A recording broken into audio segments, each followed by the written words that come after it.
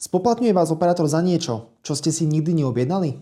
Mám na mysli prémiové SMS a spoplatnené mobilné služby tretích strán. Ide o spoločnosti ako OnePlay či Buzzmobi. Nepoznám nikoho, kto by si to vedomo a dobrovoľne zaplatil a hlavne chcel ďalej platiť.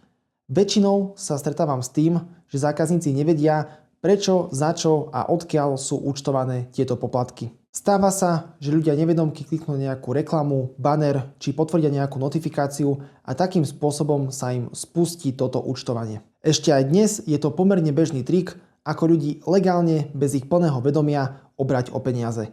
Najčastejšími obeťami tohto podvodu sú deti a seniori, lebo tí jednoducho majú najväčšie sklony klikať tam, kde netreba.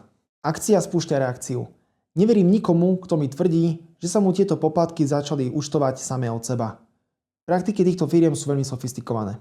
Viem, že to nechcete počuť, ale naozaj ste niekde jednoducho museli kliknúť.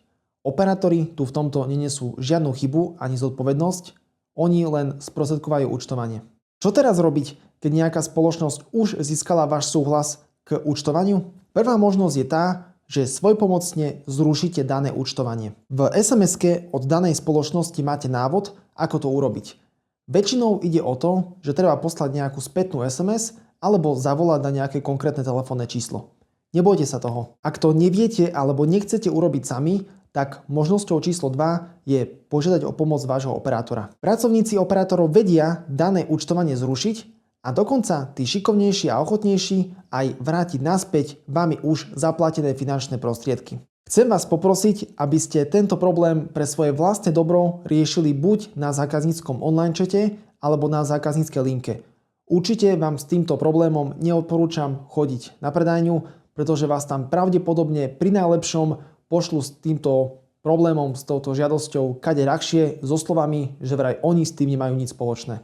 Treťou možnosťou je tento problém riešiť radikálne, a to úplným zablokovaním všetkých prémiových SMS a služieb tretích strán. Toto riešenie avšak neodporúčam, lebo vám potom nemusia fungovať platby za parkovanie, kupovanie MHD lístkov, nákupy cez Google Play či App Store a podobne.